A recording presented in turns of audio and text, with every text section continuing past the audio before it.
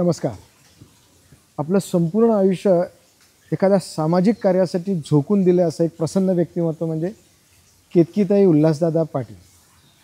त्यांचा वाढदिवस आहे आणि वाढदिवसाच्या पूर्वसंध्येला आज आपण त्यांच्याशी संवाद साधतो. भारतीय जनता पार्टीच्या महिला मोर्चाच्या प्रदेश उपाध्यक्षा म्हणून सध्या कार्यरत आहेत आणि गोदावरी फाउंडेशन, उल्हास पाटील आणि उल्हासदादा हे नाव जरी घेतलं तरी त्याचं समीकरण हे गोदावरी या शब्दाशी जुळून जातं. गोदावरी फाउंडेशन एक शैक्षणिक क्षेत्रातलं मोठं नाव, मोठं अस्तित्व त्यांनी एक या ठिकाणी विश्व स्वतःचं तयार केलं आहे. असं हे गोदावरी फाउंडेशनच्या संचालिका आहेत केतकीताई पाटील. त्यांना आपल्या साऱ्या दर्शकांच्या वतीने सुरुवातीला वाढदिवसाच्या या पूर्वसंध्येला त्यांना आपण वाढदिवसाच्या खूप खूप शुभेच्छा देऊया. धन्यवाद. तुम्हाला वाढदिवसाच्या खूप खूप शुभेच्छा. आणि तुमच्याकडनं आम्ही जाणून घेणार आहोत की तुमचं संपूर्ण सामाजिक जीवनातलं कार्य, तुमचे विचार, तुमचं रोजचं जीवन चरित्र हे सगळं आम्हाला जाणून घ्यायचं आहे. सुरुवातीला तुम्ही हे सगळ्यांची सांगड कशी घालतात? म्हणजे तुम्ही शैक्षणिक क्षेत्रात कार्यरत आहात, स्वतःचा वैद्यकीय व्यवसाय आहात, सामाजिक क्षेत्रात तितक्याच आघाडीवर आहात, राजकीय क्षेत्रात देखील तुम्ही तितक्याच पद्धतीचं आज स्थान ठेवून आहात. भारतीय जनता पार्टीमध्ये आपण करीत असलेलं कार्य हे निश्चित वाखाणण्याजोगं आहे. प्रत्येकजण तुमच्या कार्याची, विशेषत्व करून महिला तुमच्या कार्याची निश्चित नाव घेत असतात. अशा ह्या सगळ्यांची सांगड म्हणजे सगळ्याला वेळ, प्रत्येकाला न्याय देणं आवश्यक असतं. तर तुम्ही कशा पद्धतीने देतात हे आम्हाला सुरुवातीला जाणून घ्यायचं. सुरुवात करायची कुठून हे खरं तर प्रश्न आहे. सुरुवात करायला खरं तर मी हेच म्हणेल की बेस हा सगळ्यात पहिले पक्का केला, म्हणजे शिक्षणाचा बेस पक्का केला. तर बेस हा आपला educated family, education loving family असल्यामुळे आणि विजन तशाच मार्गाने दाखवणारी परिवार असल्यामुळे बाबांचं आधी हेच होतं की आपण आपला पहिले कुठला तरी करिअरचा बेस हा पक्का करावा आणि तसाच मेडिकल फील्डचा झाला. विषय खरं होतं की डॉक्टर बनायचं. मला वाटलं MBBS नंतर बाबा म्हणतील, कारण की कसं बाबांचा आधीपासून कल स्वतःचा राजकारणाकडे होता. भले त्यांनी त्यांच्या वेळेस प्रॅक्टिस अमाप केली, म्हणजे त्यांची प्रॅक्टिस ही मला वाटतं खूप चांगली चालली होती. त्याच्यानंतर ते राजकारणाकडे वळाले. पण मला वाटायचं की कदाचित सगळेच जण करतात तसं, की बाबा मलाही म्हणतील की आधीपासून राजकारणात. पण त्यांनी पहिले म्हटलं की आपला आधी आपण बेस पक्का करायचा MBBS, आणि कधी असं फोर्स नाही केलं की तू इकडे जायचं की तिकडे जायचं. लहानपणीपासून एक डॉक्टर बॅकग्राऊंडमध्ये बघितल्यामुळे आवड त्याचीच निर्माण झाली होती. आईला सतत दिवस रात्र पेशंटसोबत बघून, म्हणजे साधं वेणी घालायला जायचं माझ्या, तर मी खाली कंगवा घेऊन आईकडे जायची. काही असेल तर आई शेजारी बसून होमवर्क करायची. तर तसं कंटिन्यू त्या टचमध्ये असल्यामुळे त्याची लहानपणीपासून आवड होती मेडिकल फील्डची. आणि त्याच्यातच मग MBBS नंतर मला वाटलं आता बाबा म्हणतील कदाचित की चला आता जळगावला रिटर्न येऊन आपल्या राजकारणाच्याकडे आपण फोकस करू. पण त्यांनी त्याच्यानंतरही पुढे शिकण्याचा मला पूर्ण फ्रीडम दिला की आता तुला पुढे काही पोस्ट ग्रॅज्युएशन करायचं आहे. तर मग तेव्हा मी रेडिओलॉजी निवडलं होतं, कारण की रेडिओलॉजी हा असा विषय होता ज्याच्यामध्ये प्रत्येक विषयाचा अभ्यास होतो. MBBS मेडिकल फील्डमधला कुठलाही विषय असेल, पहिल्या वर्षापासून ते शेवटच्या वर्षापर्यंत त्या सगळ्याचा अभ्यास रेडिओलॉजी फील्डमध्ये असतो. म्हणून मी ते खरं निवडलं की आपल्याला थोडं सगळ्या गोष्टीचं नॉलेज पाहिजे. कदाचित तिथेच तुम्हाला समजलं असेल की आपण थोडं सगळ्या गोष्टींमध्ये अवेलेबल पाहिजे और आपल्याला त्याची माहिती पाहिजे, तो स्वभाव असेल, म्हणून त्या फील्ड तसं निवडलं गेलं तेव्हाच. मग रेडिओलॉजीमध्ये पुढे जाऊन मी फेलोशिप केली. ठाण्याला खूप एक म्हणजे फेमस डॉक्टर आहेत, डॉक्टर नितीन चौबल म्हणून. ते म्हणजे त्यांचं डायग्नोसिस एकदम ॲक्युरेट असतं. महाराष्ट्रातल्या सगळ्या कॉम्प्लिकेटेड केससुद्धा त्यांच्याकडे जातात. तर त्यांच्या अंडर 2 वर्ष मी शिकले आणि त्याच्यानंतर पुढे मग जॉब. असं मला वाटतं घरून मला वाटतं त्यांना हे पाहिजे होतं की दुनियाभरचा सगळा अनुभव घ्यायला पाहिजे. कुठे कसं एक एम्प्लॉय बनून पण राहता आलं पाहिजे, एक साधारण स्टुडंट बनून पण राहता आलं पाहिजे. ह्याच्यामुळे जे माझं आज बाकीच्या लोकांशी तुम्ही म्हणतात जसं सोशली सगळीकडे अप्रोच आहे, सगळीकडे बॅलन्स आहे, हे कदाचित त्याच्यामुळे शिकले की प्रत्येक ठिकाणी प्रत्येक काम करायची आधीपासून जी मला आई वडिलांनी सवय लावली, बरोबर, त्याच्याप्रमाणे मला वाटतं हे असं घडण झालेली आहे. अच्छा, म्हणजे या सगळ्या घडणीतून तुम्ही स्वतःहून राजकारणात आला की शेवटी तुम्हाला येणं भाग पडलं, की कसं राजकारणात येण्याची तुमची इच्छा कशी होती? राजकारणात येणं नाही येणं हे कधीच विचार नव्हता केला.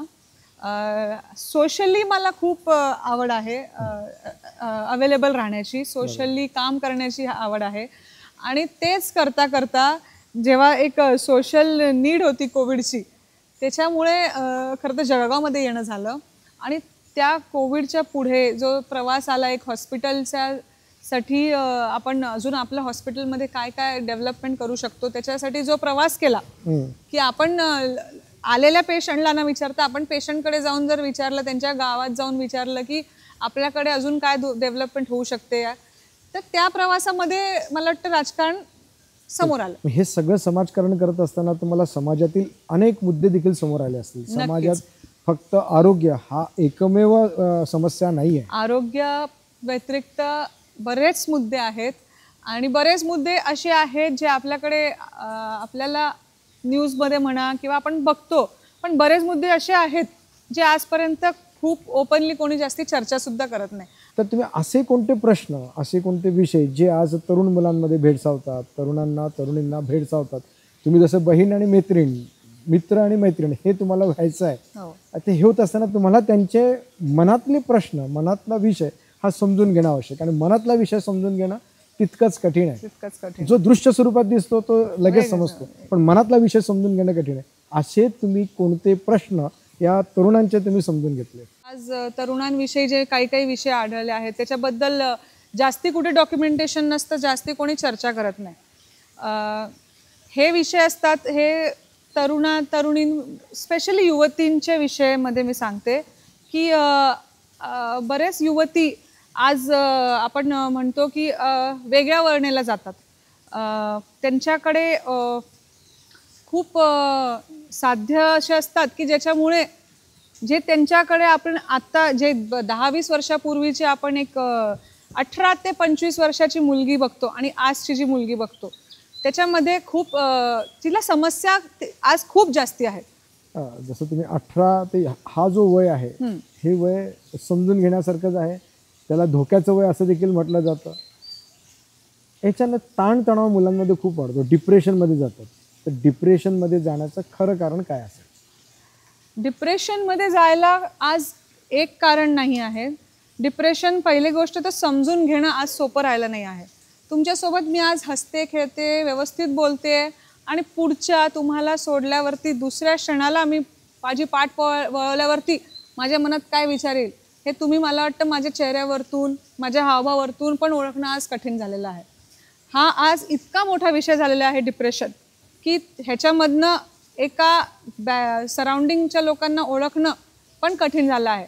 पण मला असं वाटतं की जेवढं आपण ह्याच्यावरती गप्पा मारू, चर्चा करू आणि मोकळं बोलू, त्याचं तेवढं आपण जास्त ह्याच्यावरती अभ्यास अजून खोलात जाऊ शकतो आणि आपण असे व्यक्ती ज्यांना खरंच आज गरज आहे आपली त्यांच्यासाठी आपण अवेलेबल राहू शकतो. मी खूप एक महत्त्वाचा मुद्दा दिला या ठिकाणी, मोकळं बोलू. मला जरा मोकळं बोलू म्हणजे काय हे जरा सविस्तर सांग. मोकळं बोलूची सुरुवात मी म्हणते की आपण जसं उठतो, आज सकाळी उठलो की आपण सगळ्यात पहिले आपण आपल्या घरात उठतो. तर मी सुरुवात म्हणून आपल्या घरातून करते की मोकळं बोलणं जे आज अत्यंत गरजेचं आहे आपल्या घरच्या मेंबर्सशी, ते आज आपल्या सोसायटीमध्ये खूप लॅकिंग झालं आहे. आपण जरी घरामध्ये राहत असलो तरी आई वडील म्हणा किंवा कुठल्याही वयोगटातले म्हणा, प्रत्येक जण आज 90% टाईम घरामधला जो असतो तो मोबाईलवर असतो आणि आपल्या दुनियामध्ये असतो. म्हणून संवाद जो एकमेकांमध्ये झाला पाहिजे, जो आधी व्हायचा, तो होत नसतो. आज आपण सगळे घरं न्यूक्लिअर फॅमिलीमध्ये वळत आहोत की हम दो हमारे दो, आणि तेवढेच 4च लोक घरात राहतात. आज जे हे सगळे प्रश्न आहेत डिप्रेशनचे किंवा मोकळं बोलता येण्याचे, ही जी खरं तर सवय असते ही लहानपणीपासून आजीसोबत मोकळं बोलायची एक सवय असते. म्हणजे आजी, तू आई माझं ऐकत नाही हे मी तुझ्याकडनं करवून घेते. आजी, माझी आईने मला रागवलं, तू मला हे दे. तर हे जे आपल्याला सवय असते की आई वडिलांचं खरं तर रोलच असतो शिस्त लावणं, रागवणं आणि तुम्हाला योग्य ते सांगत राहणं. पण घरामध्ये एक जो व्यक्ती असतो, आधी कधी जॉईंट फॅमिलीज असायच्या, कोणाची काकू असायची तर कोणाची वहिनी असायची तर कोणाची मामी असायची. ह्या जॉईंट फॅमिलीमध्ये ना जे रोल कधी जे आपण जिथे आई बाबा स्ट्रिक्ट राहतात तो रोल कोणीतरी एक तिसरा व्यक्ती करायचा. मग आजी म्हणा किंवा जसे मी बाकीचे नावं घेतले. पण आज कारण की घरामध्ये फक्त 4च लोक राहिले आहेत, तर घरामध्ये जे मोकळं पण पाहिजे ते निघत नाही. तुम्ही हम दो हमारे दो बोललो, मी तर असं पुढे चालू म्हणजे फक्त हम दोच. ते दोघं सुद्धा आता शिक्षणाच्या निमित्ताने, व्यवसायाच्या निमित्ताने आपल्याला आई वडिलांना सोडून एक आज time एका नंतर ते त्यांच्या सुद्धा करिअरसाठी ते पुढे निघून जातात. घरात दोघंच राहतात. हो. मला फक्त एवढंच जाणून घ्यायचं आहे की अशा ह्याच्यात देखील मार्ग काढणं आवश्यक, ही स्थिती आहे, याला आता कोणी बदलू शकणार नाही. नाही. आणि हे काही मला वाटतं परत आपण न्यूक्लिअर फॅमिली होऊन जॉईंट मध्ये जाईल लॉंग टर्म मध्ये, मला नाही वाटत असं. त्याच्यासाठी पर्याय, त्याच्यासाठी पर्याय आहे की आपण जे आता घरात समजे आई आहे तर आईशी मोकळं बोला, किंवा तुमच्या सोबतचे जे तुम्ही ज्यांच्या सोबत फिरतात, तुमचे मित्रमैत्रिणी, हा सगळ्यात तुम्हाला सांगते, आज जे आपल्याला 11वी 12वी पासून आपण जे मित्रमैत्रिणींमध्ये इन्फ्लुएन्समध्ये येऊन आपण म्हणायचो ना 16वा वर्ष धोक्याचं, 17 खतरा, हे सगळं आज 6 आणि 7 वर आलेलं आहे. म्हणजे आपण एकदम 10 वर्ष खाली येऊन गेलेलो आहोत. आणि हे 10 वर्ष खाली आले म्हणजे तुमच्या शाळेपासून तुमच्या फ्रेंड्सचा इन्फ्लुएन्स तुमच्यावरती होत आहे. आणि तुम्ही जे तुमचे आई वडील सांगतात ते सगळं तुम्हाला रॉंग, हेच चुकीचं आहे, हेच चुकीचं आहे, माझ्या फ्रेंडनी सांगितलंय ते बरोबर आहे, हे आपण मेंटॅलिटी आधीपासून बनवत चाललोय. तुम्हाला जर मेडिकल लाईनमध्ये, मी जस्ट कारण की एक ह्याचा मेडिकली अभ्यास असल्यामुळे मी तुम्हाला सांगते, जे आधी आपण एक महिलांची मानसिक पाळी म्हणायचो, ते जे एक 14व्या 15व्या वर्षी यायचं 8वी 9वी मध्ये, 7वी 8वी मध्ये, ते सुद्धा आज एज घसरला आहे. म्हणजे तुमचं आपलं मनस्थिती, मी नेहमी सांगत असते की आपली body never controls our mind, our mind controls our body. तर आपली ही जी मनस्थिती आहे ती आपल्या बॉडीच्या हॉर्मोन्सवरती पण इतका आज कंट्रोल करते आहे की तुमचे जे जे खरं तर 8वी 9वीत विषय सुरू व्हायचे होते ते आज खूप अर्ली स्टेजला सुरू झाले. याचे परिणाम लव्ह मॅरेज, लव्ह जिहाद सारखा जो प्रकार आपण सातत्याने बघतो किंवा लव्ह मॅरेज आहेत याच्यावर होत असतील. अनेक कारणं आहेत की जे आपल्याला आज अशा असतं की आपल्याला 4 गोष्टी असतात आपल्या मनात. आपण घरी आईशी फक्त एक सांगतो आणि एक सांगू शकतो. आई बाबांशी आपण दुसरी तिसरी चौथी कदाचित सांगू नाही शकत. दुसरी असते की जे आपलं सराउंडिंग असतं. समजा मी आता आज 9वीत आहे, मी खूप लहान मुलीचा आणि एक 11वी आणि 9वी हे 2 विषय करते. 9वी नंतर 11वीत आहे, माझ्या क्लासमध्ये जे माझा फ्रेंड सर्कल आहे, दुसरी तिसरी गोष्ट मी त्यांना सांगू शकते. एक चौथी गोष्ट असते ज्याच्यामध्ये तुम्हाला असं वाटतं की मी ही कोणाला सांगितली तर मला जज केलं जाईल, माझ्याबद्दल माझ्या सर्कलमध्ये कोणीतरी माझ्याबद्दल काहीतरी जज करेल, माझे आई बाबा काहीतरी मला जज करतील. आणि ही जी चौथी गोष्ट आहे ही सांगायला आपण कोणीतरी शोधत असतो. मग अशा टायमाला हे जे कोणी जर तुमच्या समोर आलं, इंग्लिशमध्ये म्हण आहे नाईट इन शायनिंग आर्मर, तर तसं कोणी तुमच्या समोर आलं आणि ती चौथी गोष्ट तुमची ऐकून घेण्याची त्यांनी क्षमता दाखवली, मग तुम्ही पूर्ण त्या व्यक्तीच्या आहारी निघून जातात. आणि हे सगळ्यात मोठं कारण आहे की तुम्ही हे ज्या 4 गोष्टी आहेत ज्या योग्य ठिकाणी सांगितल्या पाहिजे त्या आपण शोधत असतो. आपलं मन भरकटलेलं असतं, अनेक मन येते, शेवटी 1000 विचार येणार, 1000 आपल्याला गोष्टी शेअर करायच्या, पण आपण ते शेअर करायला कोणाला निवडतो आणि आपल्याला शेअर करण्यासाठी कोण अवेलेबल आहे ह्याच्यामध्ये हा सगळा सुरुवात तिथून होते. अरे तुझे पण हे विचार आहेत का, तिथून चॅटिंग सुरू होते.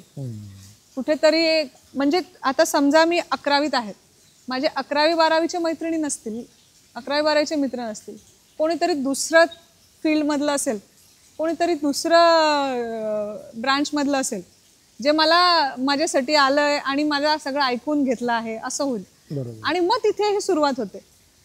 मग तिथे सुरू आहे. आणि बऱ्याच ठिकाणी माणसांना जे वय थोडंसं इमॅच्युरिटीचं असतं त्याच्यामध्ये तुमचं फक्त मॅच्युअरली ऐकणारा तुम्हाला भेटला तर तिथून ही सगळी सुरुवात होते. मग या ठिकाणी शिक्षकाने, पालकांनी, समाजाने, त्याने स्वतः कोणती भूमिका बजावली पाहिजे, कोणी काय केलं पाहिजे? आजही आपली संस्कृती, आपण त्या संस्कृतीमध्ये वाढले आहोत जिथे आई वडिलांसमोर गर्लफ्रेंड बॉयफ्रेंड आपण चर्चा नाही करू शकत. पण मला वाटतं आता ते जमाना नाही राहिला, बदललेला आहे. आता आई वडिलांजवळ चौथी गोष्ट सांगणं आवश्यक. चौथी गोष्ट, तुम्हाला कोण आवडतंय, तुम्हाला कोणाचं काय आवडतंय, तुम्ही मोकळेपणे सांगा.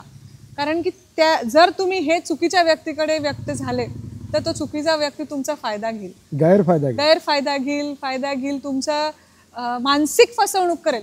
हे खूप महत्त्वाचं आहे. तुम्ही काहीही होऊ द्या तुमच्यासोबत, पण मानसिक फसवणूक हे खूप घातक गोष्ट आहे. आज ह्याच्यासाठी अजून एक कारण जे मी तुम्हाला सांगते की आपला भारताचे सगळे आपण एक ॲव्हरेज एक मिडल क्लास बॅकग्राऊंडच्या सगळ्याजण असतात. एक मी म्हणत नाही की आपल्याकडे एक बेसिक नेसेसिटीज सगळ्यांकडे असतात, पण कारण की आपण मोबाईलवरती एक वेगळ्या लाईफस्टाईलला किंवा आपल्या 10 लोकांमध्ये एक व्यक्ती असेल जिची लाईफस्टाईल जरा पॉलिश्ड आहे, जरा हायफाय आहे, एक लक्झरियस आहे, त्या लाईफस्टाईलला आपण 100% अट्रॅक्ट होतो.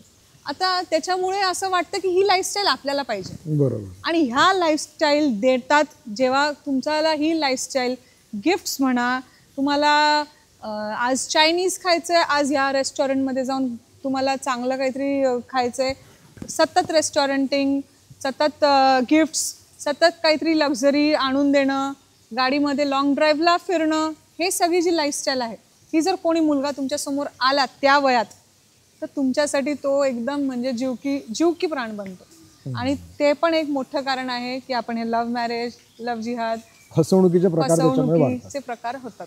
ह्या सगळ्याच्यात 2-3 वेळा तो विषय उल्लेख केला की मोकळं बोललं पाहिजे. चौथी गोष्ट आपण आपल्या जवळच्या व्यक्तीला सांगितली पाहिजे जो आपली ऐकून घेईल आणि ऐकून त्याच्यातून आपल्याला बेनिफिट आला असेल. यामध्ये पालकांची भूमिका महत्त्वाची तुम्हाला वाटत नाही? पालकांची सगळ्यात महत्त्वाची आहे, कारण की कधीही पालक आपल्याला चुकीचं गायडन्स देणार नाही. आपण ही आज डोळे बंद करून गॅरंटी घेऊ शकतो. तुम्ही कुठल्याही वयात जा, तुम्ही जन्मापासून ते मरेपर्यंत कुठल्याही वयात जा, एकमेव व्यक्ती जी तुम्हाला चुकीचं गायडन्स देणार नाही ते तुमचे पालक असतील. हा भरोसा तुम्ही पहिले तर डेव्हलप केला पाहिजे की तुमचे पालक जे सांगणार आहे ते तुम्हाला योग्यच सांगणार आहे. असं खूप ठिकाणी असतं की पालक खूप स्ट्रिक्ट वागतात आणि त्याच्यामुळे पण मुलं थोडं बाहेर जास्ती पळतात.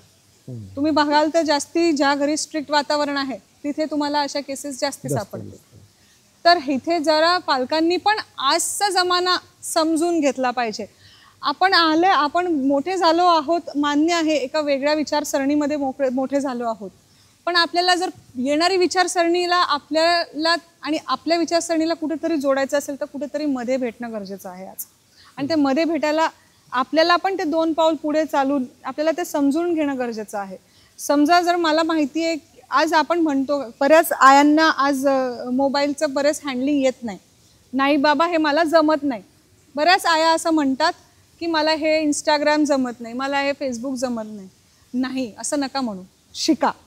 शिका आणि तुम्ही त्या मुलांचे फेसबुक, तुमच्या मुलांचा इंस्टाग्राम, तुमच्या मुलांचा सोशल मीडियावरती तुम्ही पण ॲक्टिव्ह राहा, कारण की ते कोणासोबत ॲक्टिव्ह आहेत हे तुम्ही बघणं गरजेचं आहे. Very good.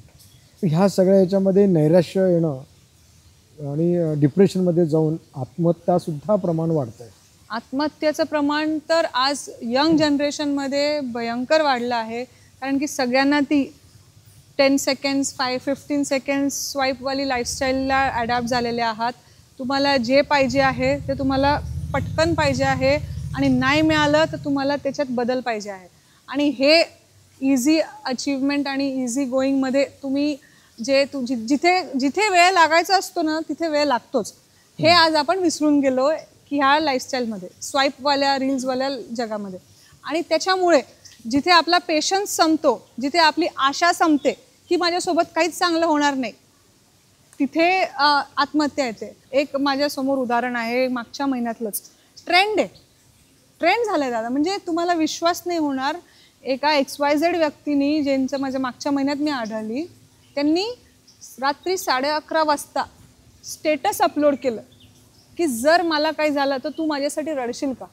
हो, म्हणजे हे बघून मी शॉक झाले की हे तुम्हाला कोणाला दाखवायचं आहे.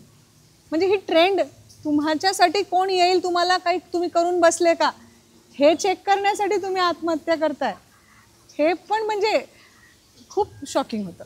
परंतु जर खरोखर जो कोणी आत्महत्या करतो तो एका दिवसाच्या कोणत्या घटनेने होत नसते, त्याच्या मागची काही महिने, काही व्यक्तीने केली आत्महत्या 2 वाजता. अच्छा, 11:30ला स्टेटस टाकलं आणि 2 वाजता आत्महत्या केली रात्री. आणि रात्री मी तुम्हाला सांगते 1:30 वाजेपर्यंत त्या व्यक्तीचे मित्र त्यांच्या सोबत होते. त्याची आई 1 पर्यंत जागी होती की माझा मुलगा झोपला का. आपल्याला वाटतं आपण आहेत अवेलेबल, आपल्याला वाटतं आपण सोबत आहे, पण तुमच्या आजूबाजूला आवाज असतो, तुमच्या आजूबाजूला लोक असतात, पण तरी तुम्ही एकटं फील करतात. आणि या मानसिकतेला आपण काय म्हणणार?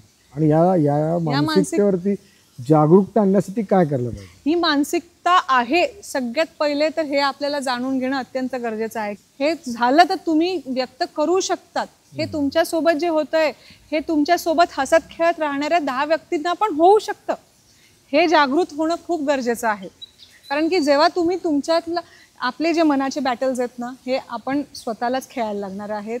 90% आपल्यालाच खेळायला लागणार आहे. म्हणून सगळ्यात पहिले तर आपण स्वतः ह्याच्या बाबतीत जागृत होणं गरजेचं आहे. आणि ह्याच्या पलीकडे जर आपल्या आजूबाजूला जे आहेत काही लोक सायन्स देतात, काही लोक सायन्स नाही देत. तर काही लोक जे सायन्स देतात त्यासाठी सायन्स कॅप्चर करायला पण लोकसुद्धा या विषयावरती जागृत होणं गरजेचं आहे. म्हणजे लोकांच्याही लक्षात आलं पाहिजे की हा डिप्रेशनमध्ये जातोय त्याच्या मित्रांमध्ये, त्याच्या जवळच्या मित्रांमध्ये एक गोष्ट लक्षात आली पाहिजे की हा डिप्रेशनमध्ये जातोय हे समजून घेणं आवश्यक आहे. आपण मजेत काढतो की अरे काही पण बोलतो तू, डोक्यावर पडलाय का, असं बोलून आपण सोडून देतो. पण आपण कधी विचार नसेल केला की त्याच्या मनात काय चालू आहे त्यावेळेस, की त्यांनी हे शब्द बोलले की मला काहीतरी करून टाकायचं वाटतं. बरोबर. म्हणून असे सायन्स मला तेच म्हणायचं की ही जी घटना घडते ना ती मागच्या 3-4 महिन्यापासून त्याच्या डोक्यात त्याचे विचार, अचानक कोणी आत्महत्या करून टाकेल अचानक कोणी येत नाही. आणि अचानक जेव्हा होतं तेव्हा तो फक्त एक तेव्हा पुरता ट्रिगर पॉइंट असतो आणि तो खरं तर खूप क्षुल्लक असतो. पण ते मनाचे जे भांडणं आहेत, मनाचे जे प्रश्न आहेत ते गेले अनेक महिने ते त्याच्या मनात चालूच असतात. आणि तो समोर वावरताना असं वागतो की मला काहीच झालं नाही आहे, पण त्याच्या मनात ते खेळ हमखास चालू असतात. मला 2 गोष्टी अशा लक्षात येतात की एक तर त्याने स्वतः व्यक्त होणं आवश्यक आहे आणि व्यक्त झाल्यानंतर ते समोरच्यांनी लक्षात घेणं आवश्यक आहे की या ठिकाणी हा माणूस डिप्रेशनमध्ये जातोय. जर तो व्यक्तच झाला नाही तर ते समोरच्याला समजणारच नाही. त्याच्यामुळे कोणीही जर कधी असा अडचणीत येत असेल तर त्याने त्याची कोणतीही अडचण असो ती त्याने समोरच्याला सांगणं आवश्यक आहे. हे मला तुमच्या ह्याच्यातून लक्षात येतं. ह्या सगळ्या ह्याच्यात आपण प्रत्येकाला जबाबदार म्हणतोय, तर मला जबाबदारी कशा प्रकारे तुम्ही फिक्स कराल की हे जे मोठ्या प्रमाणात घडलेल्या सगळ्या घटना आहे, मग ती आत्महत्या असेल, नैराश्याचं प्रमाण असेल, पळून जाण्याचं प्रमाण असेल, मुलांमध्ये मुलींमध्ये वेगवेगळ्या प्रकारच्या आकर्षणामुळे पळण्याचा प्रकार असतात, ह्या सगळ्याला जबाबदारी तुम्ही कशी फिक्स कराल? शासनाची जबाबदारी कशी, समाजाची जबाबदारी कशी, राजकीय व्यक्तींची जबाबदारी कशी, प्रशासनाची जबाबदारी कशी, शैक्षणिक क्षेत्रात कार्यरत असलेल्यांची जबाबदारी आणि त्या व्यक्तीची जबाबदारी कशी, ह्या सगळ्यांच्या जबाबदाऱ्या प्रत्येकाच्या त्या त्या ठिकाणी आहे आणि त्या तितक्याच महत्त्वाच्या. बरोबर. कशा असतात? तर तुम्हाला प्रॅक्टिकल लँग्वेजमध्ये तुम्हाला काही सुरुवात करायची असेल, सेल्फ डेव्हलपमेंट करायची, तर सगळ्यात पहिलं तर स्पोर्ट्सने सुरुवात करा. स्पोर्ट्स हा असा विषय आहे ना की जिथे ना माणूस ना हरायला शिकतो, स्पोर्ट्समॅन स्पिरिट शिकतो. तर तुम्ही स्पोर्ट्समॅन स्पिरिटच नाही शिकलेत लहानपणीपासून तर तुम्हाला रिजेक्शन हे सगळ्या गोष्टी जमत नाही. तुम्हाला ॲक्सेप्टच नाही करता येत की तुमच्यासोबत काही वाईट झालं. म्हणून कुठेतरी स्पोर्ट्सचा ह्याच्यात खूप मोठा वाटा आहे. तर पालकांना म्हणा किंवा त्या व्यक्तीला म्हणा, जर त्यांना लहानपणीपासून थोडंफार स्पोर्ट्सकडे वळवलं तर तिथे कुठेतरी स्पोर्ट्समॅन स्पिरिटमध्ये किंवा एक हरण्याचं जे प्रत्येक वेळेस तर कुठला स्पोर्ट्समॅन जिंकत नाही, ते हरणं ॲक्सेप्ट करण्याची जी एक लहानपणीपासून डेव्हलपमेंट होते आपली माइंडची. असं नेहमी म्हणतात हरणं ही यशाची पहिली पायरी आहे. ही सेल्फ डेव्हलपमेंटची पहिली पायरी आहे. सेल्फ डेव्हलपमेंटची पहिली पायरी. खूप छान तुम्ही महत्त्वाचा मुद्दा दिला की प्रत्येकाला खेळण्याची आवड निर्माण करणं, त्याने स्वतः खेळणं, स्पोर्टी आपण स्पोर्ट त्याचं जे आयुष्य आहे तसं एक खेळकर असावं. कुठली तरी तुमच्यामध्ये एक हॉबी असतेच असते. तुम्हाला कुठलं तरी एक कौशल्य दिलेलंच असतं देवाने आणि ते तुम्ही शोधून त्याच्यामध्ये जायचा प्रयत्न करा. समजा मला गायनाची आवड असेल तर मी गायनामध्ये, मला म्युझिक ऐकून माझं माइंड शांत होत असेल तर म्युझिक ऐकून. पण असा कुठला तरी आपल्या अभ्यासाव्यतिरिक्त गोष्ट ज्याच्याने आपलं मन शांत होतं, ही जर तुम्ही लहानपणीपासून एक्सपेरिमेंट करत राहिले, म्हणजे हे पालकांचाच रोल आला की तुम्ही एक्सपेरिमेंट करू द्या. बरोबर. की तुम्ही ह्याच्यात बघा, तुम्हाला डान्स आवडतोय का, तुम्हाला गायला आवडतंय का, तुम्हाला पेंटिंग आवडतंय का. प्रत्येकाच्या आयुष्यामध्ये 6 सेन्स असतो, तो त्याने ओळखणं आवश्यक आहे आणि त्यानुसार त्याने स्वतःला छंद लावून घेणं, त्या छंदामध्ये स्वतःला रममान करणं, जेणेकरून तो डिस्ट्रॅक्ट होऊन दुसरीकडे कुठे जाणार नाही, हे तुम्हाला सांगायचं अत्यंत गरजेचं आहे. जेव्हा तुम्ही कुठल्या विचारांमध्ये घोकत असाल तर तुम्ही अशा वेळेस तुम्ही डायव्हर्ट करायला पण शिकलं पाहिजे. समजा मला तुम्ही सांगताय की काहीतरी मला नाही ऐकायचं आहे आणि मला ते ऐकायला लागतं, मी कट ऑफ करायला शिकलं पाहिजे आणि स्वतःला त्या सोडून दुसरीकडे डायव्हर्ट करणं गरजेचं आहे. म्हणजे आपल्या आयुष्याचं ध्येय काय आहे हे आपण ओळखून त्या दृष्टीने आपली कार्यप्रणाली असली पाहिजे. आणि ती कार्यप्रणाली करत असताना जिथे आपण माइंड डायव्हर्ट होत असेल तर पुन्हा परत त्या माइंडवर येण्यासाठी कुठेतरी थांबून पुन्हा परत इकडे येणं आवश्यक आहे.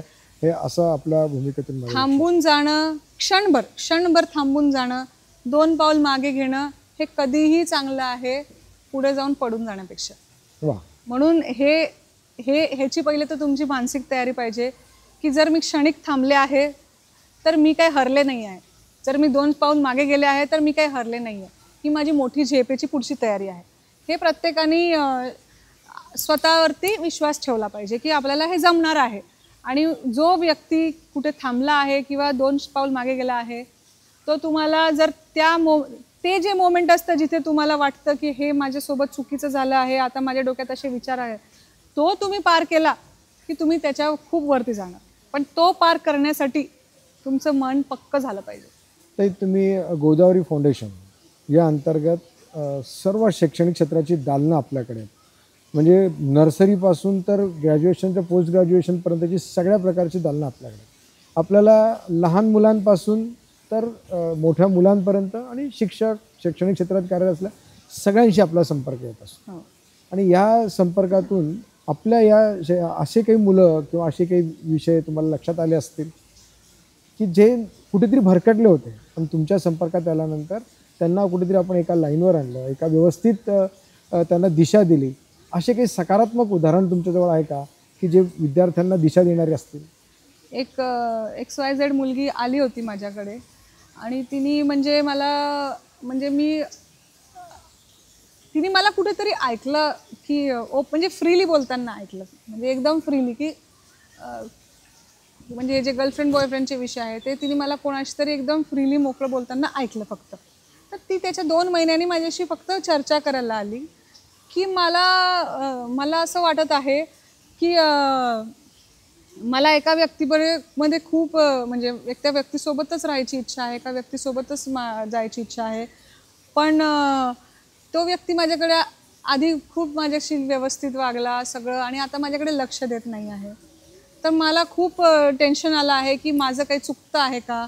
आणि त्याच्यामध्ये काय झालं होतं तिचा कॉन्फिडन्स पूर्ण गेला होता की तिच्यामध्ये काही कॅपॅसिटी आहे. बरं 15-16 वर्षाची मुलं, काही वय नाही, अजून आयुष्य पडलेलं पुढे.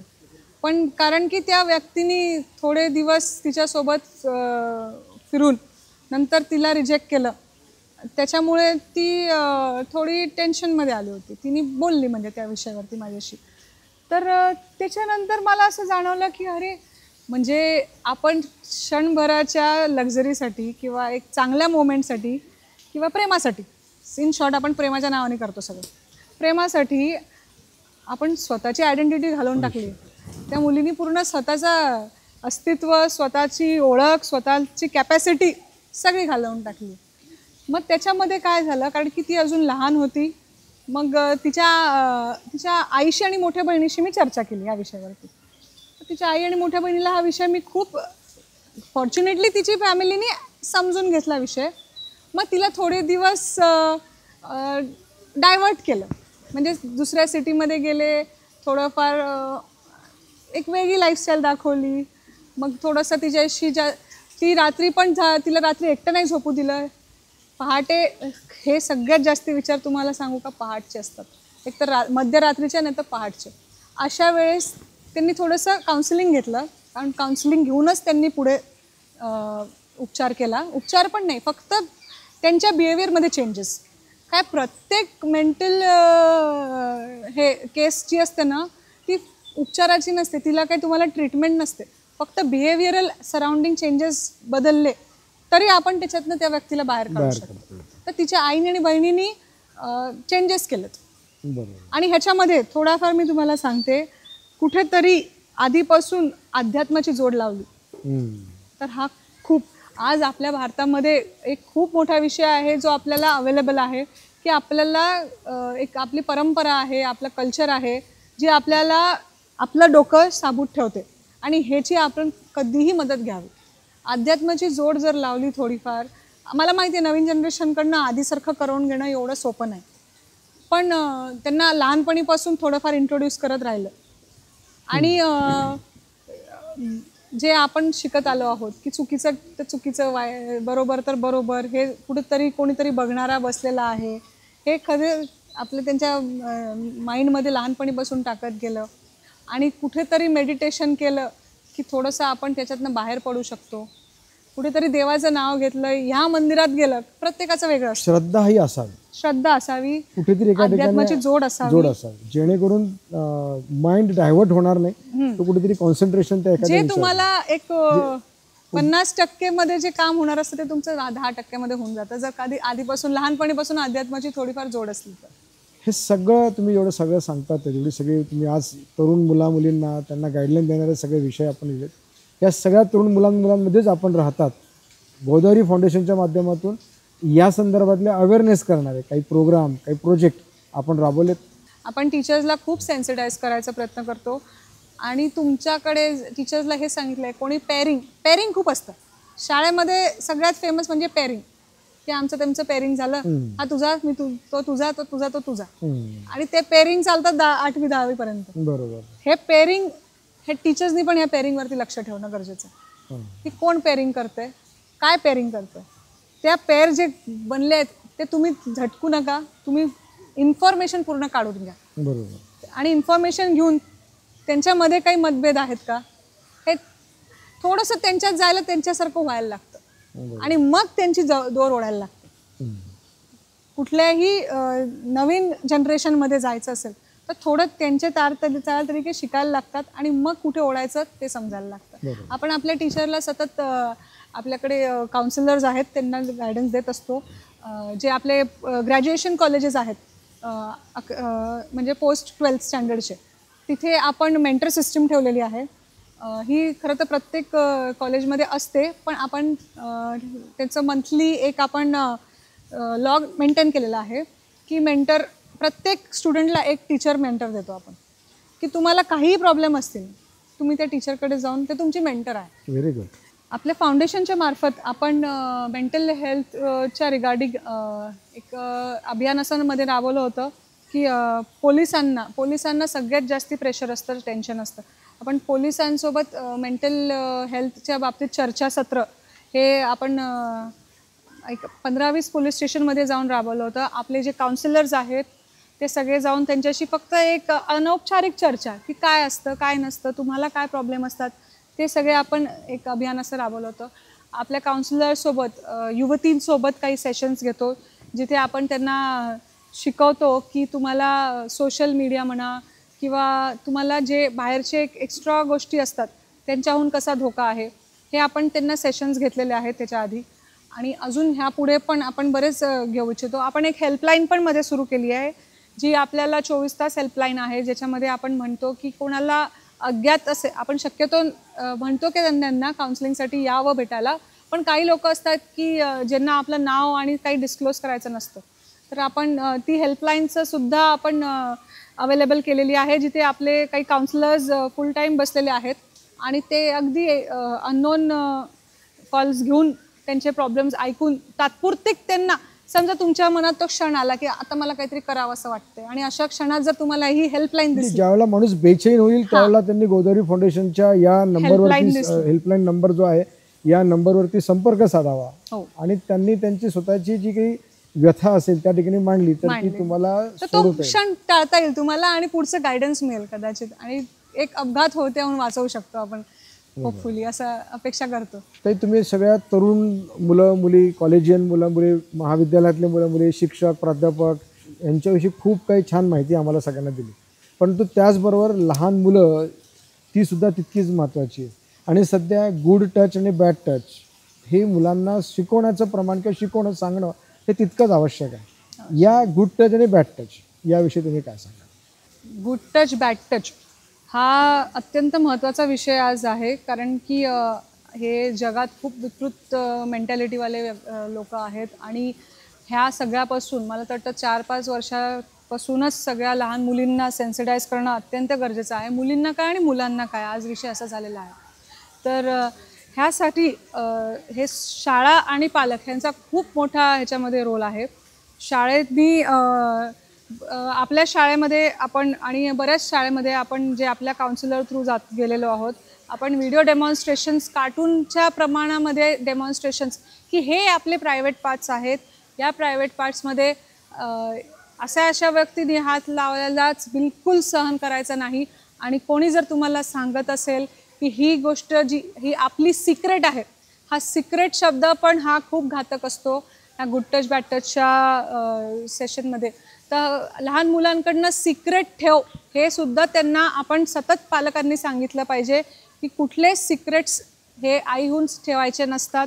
आणि जेव्हा ते काहीतरी सांगतात, आज एक साधं एक्झाम्पल घ्या. जर मुलगी म्हटली की मला शाळेत नाही जायचं आहे, सतत 3-4 दिवस म्हणते की मला नाही जायचं, त्याच्या खोलात जा की ती का नाही म्हणते. तिचे काही प्रायव्हेट पार्ट असले तर स्वतः चेक करा की काही प्रॉब्लेम तर नाही झाला आहे. तिच्याशी शब्दामध्ये खेळमध्ये काढा की कोणी तुला काय सिक्रेट सांगितलं. हे सगळं आपल्याला खेळीमध्ये, कारण की त्यांना एवढं समजत नसतं की कोण बरोबर आहे कोण चुकीचं आहे. त्यांच्यासोबत कधी काही झालं तर तेही बरोबर आहे की चुकीचं आहे तेही त्यांना माहीत नसतं, पण त्यांना त्रास झालेला असतो आणि त्यांना त्यांच्या दिनचर्या, त्यांच्या रुटीनहून काहीतरी वेगळं बघायला मिळालेलं असतं. तर हे त्यांच्याशी चर्चा करून आणि त्यांच्या खेळीच्या भाषेमधनं त्यांच्याकडनं काढून घेणं अत्यंत गरजेचं आहे. आता तुम्हाला एक मजेशीर गोष्ट सांगते. मला 2 मुली आहेत. एक म्हणजे माझ्या मोठ्या मुलीच्या शाळेत कदाचित सांगितलं असेल, डेमॉन्स्ट्रेशन झालं असेल त्यांच्या एक लेक्चरच्या बाबतीत, तर ती माझी लहान मुलींची तिची थोडी मारामारी झाली. तर तिने मला लगेच येऊन सांगितलं की आई सारा मला बॅड टच करते. हे तिथे लगेच मी तिला मग विचारलं कुठे केलं, काय असतं. असे ते स्वतः बोलतात. एक प्रकारचं संभाषण होणं आवश्यक. ते सांगतात पोरं. ते कुठल्या तरी स्वरूपात, कदाचित डायरेक्टली येऊन आई शाळेत असं झालं नाही सांगणार ते, पण खेळता काहीतरी पुस्तकामध्ये वाचता अभ्यास करता नाही तर काहीतरी टी व्हीवरती मोबाईलमध्ये बघता ते काहीतरी असं बोलून देतील जिथे तुम्हाला ते कॅच करणं गरजेचं आहे. तर हे तर बहिणींचं झालं, पण ती कुठलं असेल तर तेही तुम्हाला सांगेल. कदाचित ते तिला नॉर्मल पण वाटलं असेल, पण ती सांगेल, कारण की ते तिच्या रुटीनपेक्षा वेगळं असतं. ताई, तुम्हाला वाढदिवसाच्या शुभेच्छा देत असताना या सगळ्या आमच्या दर्शकांना, तुमच्या हितचिंतकांना वाढदिवसानिमित्त तुम्ही काय संदेश देणार? हे बघा, मी स्वतः मुलगी आहे. मला स्वतःला 2 मुली आहेत. म्हणून तुम्हाला सगळ्यांना हेच सांगू इच्छिते की आज आपल्याला जे एवढं सुंदर आपल्याला एक्सपोजर मिळालं आहे मुलींना, एवढ्या सुंदर अपॉर्च्युनिटीज मिळाल्या आहेत. आज कुठल्या फील्ड राहिलं नाही मुलींनो की जिथे आपल्याला आज आपली व्हॅल्यू नाही आहे. आज आपलं कॅलिबर जे आहे, आज आपल्यामध्ये जी क्षमता आहे ती आपल्याला दाखवायला खूप मोठं प्लॅटफॉर्म आहे. तुम्ही इंडिपेंडंट व्हा. कुठल्याच मुलाच्या इमोशनल सपोर्टवरती, कुठल्याच मुलाच्या फायनान्शियल सपोर्टवरती आणि कुठल्याच मुलाच्या आर्टिफिशियल सपोर्टवरती तुम्ही राहू नका. तुम्ही स्वतः इंडिपेंडंट व्हा. तुमच्यामध्ये कॅपॅसिटी आहे आणि तुम्ही दुसऱ्यांना स्वतःवर डिपेंडंट करा. आणि तुम्ही प्रत्येक मुलगी दुसऱ्या मुलीची मैत्रीण बनून तिची मदत करा, कारण की प्रत्येक मुलीला अडचणी असतात आणि ते तिने मुलीशी शेअर करून तुम्ही जजमेंटल नाही होऊन ते तिच्या सॉल्व करण्याचा प्रयत्न करा. तुमच्यामध्ये क्षमता आहे. आज तुम्ही नवीन जनरेशन आहात. आम्ही जेवढं शिकलो नाही तुम्ही आमच्या 10 पट पुढे आहात, पण तुम्ही ह्या पुढे जाण्याच्या चक्करमध्ये स्वतःला मागे ओढाल असं काही पाऊल घेऊ नका. खूप खूप धन्यवाद ताई. ताईने एक महत्त्वाचा संदेश दिला की फक्त पुढे जात राहा आणि पुढेच जात राहा. आपलं स्वतःचं माइंड डिस्ट्रॅक्ट होऊ देऊ नका, हे एक सार महत्त्वाचं दिलं. आणि मीच माझा जीवनाचा भाग्यविधाता आहे हा सगळा सार त्यांच्या आजच्या या मुलाखतीतून दिला. त्यांचा वाढदिवसाचा संदेशच तो आहे की प्रत्येकाने आपलं आयुष्य आपण स्वतः घडवावं आणि ते अतिशय प्रफुल्लित करत राहावं, हा त्यांचा संदेश आहे. मी आपल्या साऱ्या दर्शकांच्या वतीने केतकीताईंना वाढदिवसानिमित्त खूप खूप शुभेच्छा देतो आणि थांबतो. मात्र आपण पाहतात लोकशाही निर्मित लोकलाईव्ह तुमच्या मनात. नमस्कार.